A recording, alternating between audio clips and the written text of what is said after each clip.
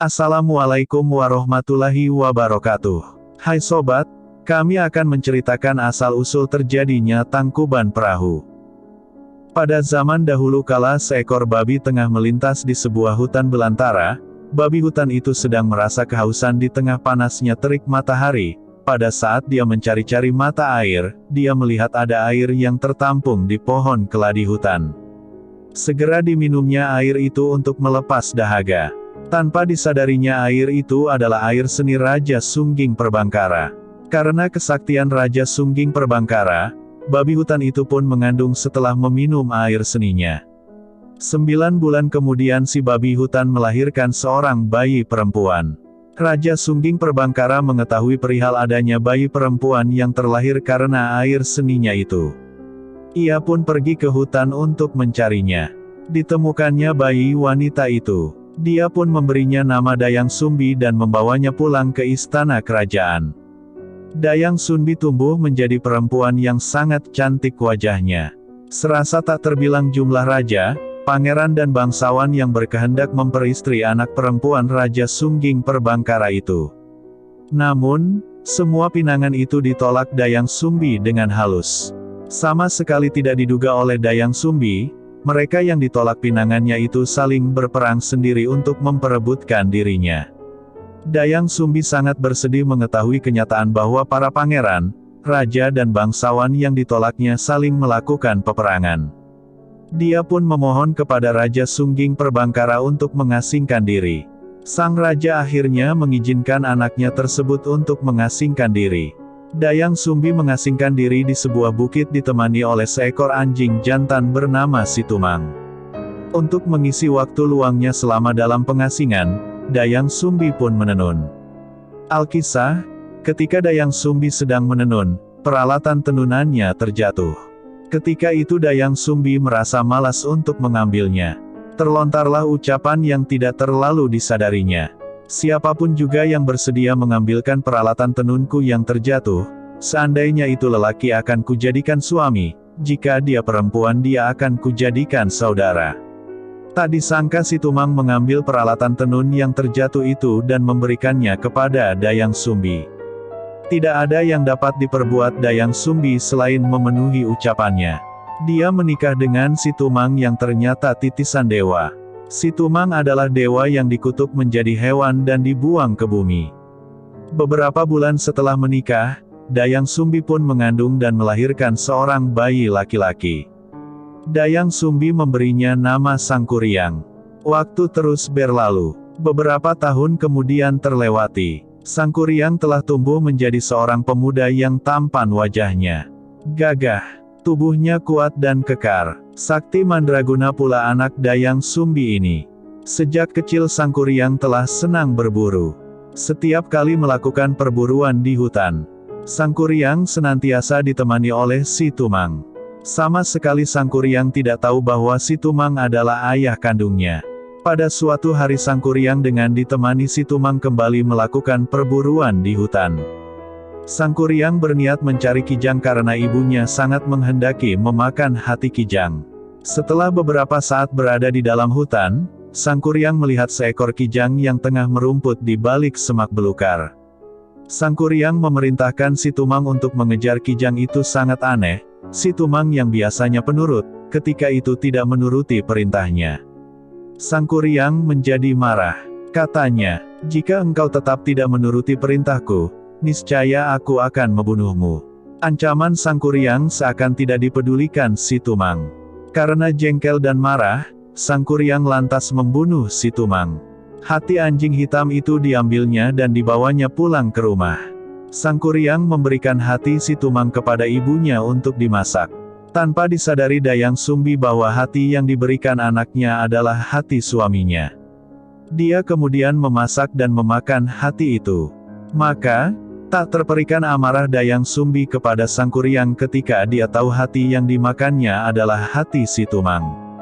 Dia lalu meraih gayung yang terbuat dari tempurung kelapa dan memukul kepala Sangkuriang, hingga kepala Sangkuriang terluka. Sangkuriang sangat marah dan sakit hati dengan perlakuan ibunya itu. Menurutnya, ibunya lebih menyayangi Situmang dibandingkan dirinya. Maka, Tanpa pamit kepada Dayang Sumbi ibunya, Sang Kuryang lantas pergi mengembara ke arah timur. Dayang Sumbi sangat menyesal setelah mengetahui kepergian Sang Kuryang anaknya. Dia pun bertapa dan memohon ampun kepada para dewa atas kesalahan yang diperbuatnya. Para dewa mendengar permintaan Dayang Sumbi, mereka menerima permintaan maaf itu dan mengaruniakan Dayang Sumbi kecantikan abadi.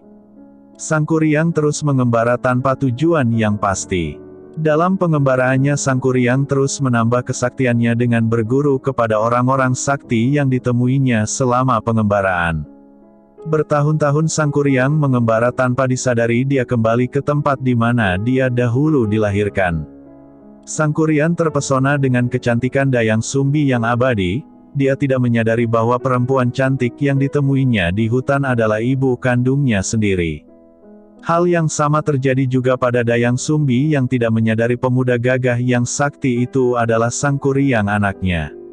Karena saling jatuh cinta mereka merencanakan untuk menikah. Sebelum pernikahan dia langsungkan Sang Kuryang berniat untuk berburu.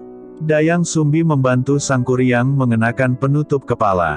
Ketika itulah Dayang Sumbi melihat luka di kepala calon suaminya. Teringatlah dia pada anak lelakinya yang telah meninggalkannya. Dia sangat yakin pemuda gagah itu tidak lain adalah Sang Kuryang anaknya. Dayang Sumbi kemudian menjelaskan bahwa Dai sesungguhnya adalah ibu kandung dari Sang Kuryang. Oleh karena itu dia tidak bersedia menikah dengan anak kandungnya tersebut. Namun, Sang Kuryang yang telah dibutakan oleh hawa nafsu tidak memperdulikan penjelasan Dayang Sumbi. Dia tetap bersikukuh akan menikahi Dayang Sumbi.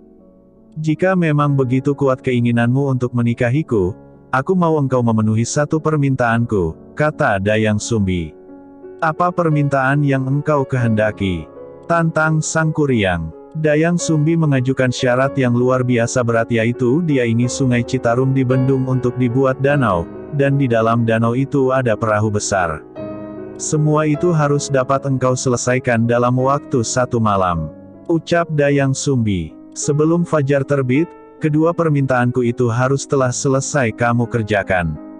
Tanpa ragu Sang Kuryang menyanggupi permintaan dari Dayang Sumbi. Baiklah, aku akan memenuhi permintaanmu. Sang Kuryang segera bekerja mewujudkan permintaan Dayang Sumbi. Pertama kali dia menebang pohon besar untuk dibuatnya sebuah perahu. Cabang dan ranting pohon yang tidak dibutuhkannya ditumpukan. Tumpukan cabang dan ranting pohon itu dikemudikan hari menjelma menjadi gunung burangrang, begitu pula tunggul pohon itu kemudian berubah menjadi sebuah gunung yang lebih dikenal Gunung Bukit Tinggul. Perahu besar itu akhirnya selesai dibuat Sang Kuryang. Pemuda sakti itu lantas berniat membendung aliran sungai Citarum yang deras untuk dibuat sebuah danau. Sang Kuryang kemudian memanggil para makhluk halus untuk membantunya mewujudkan permintaan Dayang Sumbi. Semua yang dilakukan Sang Kuryang diketahui oleh Dayang Sumbi. Terbit kecemasan dalam hati Dayang Sumbi ketika melihat pekerjaan Sang Kuryang sebentar lagi selesai. Dia harus menggagalkan pekerjaan Sang Kuryang agar pernikahan dengan anak kandungnya itu tidak terlaksana. Dia pun memohon pertolongan dari para dewa. Setelah berdoa, Dayang Sumbi mendapatkan petunjuk. Dayang Sumbi lantas menebarkan buhrarang, kain putih hasil tenunan. Dia juga memkasa ayam jantan berkokok di saat waktu masih malam. Para makhluk halus sangat ketakutan ketika mengetahui fajar telah tiba. Mereka berlari dan menghilang ke segala penjuru. Mereka meninggalkan pekerjaannya membuat danau dan perahu yang belum selesai. Sang Kuryang sangat marah. Dia merasa Dayang Sumbi telah berlaku curang kepadanya. Dia sangat yakin jika fajar sesungguhnya belum tiba. Dia merasa masih tersedia waktu baginya untuk menyelesaikan pekerjaan. Dengan kemarahan tinggi, Sang Kuryang lantas menjebol bendungan di Sanghyang Tikoro. Sumbat aliran Citarum lantas dilemparkannya ke arah timur yang kemudian menjelma menjadi Gunung Manglayang. Air yang semula memenuhi danau itu pun menjadi surut. Serasa belum reda kemarahannya, Sang Kuryang lantas menendang perahu besar yang telah dibuatnya hingga terlempar jauh dan jatuh tertelungkup. Menjelmalah perahu besar itu menjadi sebuah gunung yang kemudian disebut Gunung Tangkuban Perahu. Kemarahan Sang Kuryang belum reda. Dia mengetahui, Semua itu sesungguhnya adalah siasat dari Dayang Sumbi untuk menggagalkan pernikahan dengannya.